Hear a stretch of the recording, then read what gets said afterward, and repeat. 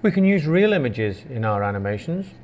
So I want to create file and new, 550 wide, and I want 30 frames per second. That's all around about right. So click OK. The first thing I want to do is I want to put in a background, and I'm going to actually rename this layer as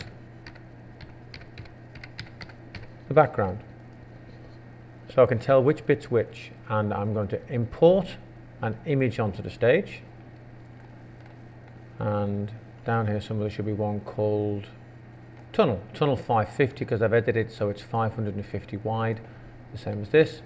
It's stretching a little bit out on the top.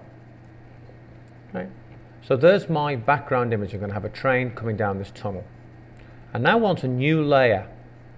So the new layer button is here. Okay, so click on that to rename it as train. File and import the image to the stage, and the image I would like somewhere down here is the train. Train. And there's my train. Right.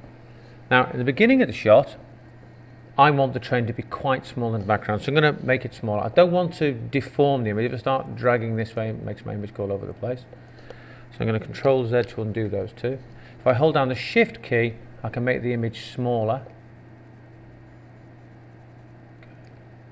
So all the way down there.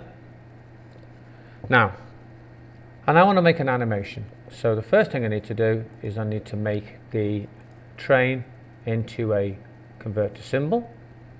So I'm going to call train. Now the background isn't going to be animated, so it doesn't need to be converted into a symbol. It's quite happy as it is. Okay, I'm now going to click on the train and create a motion tween. And the first thing that appears to happen is the background image seems to disappear, because what it's done is it's drawn in 30 new pictures. And those 30 new pictures don't include the background. So I want to include the background, and I actually want my animation to last more than 1 second, because at the moment 30 frames per second means that's 1 second. I actually would like that to be about 5 seconds.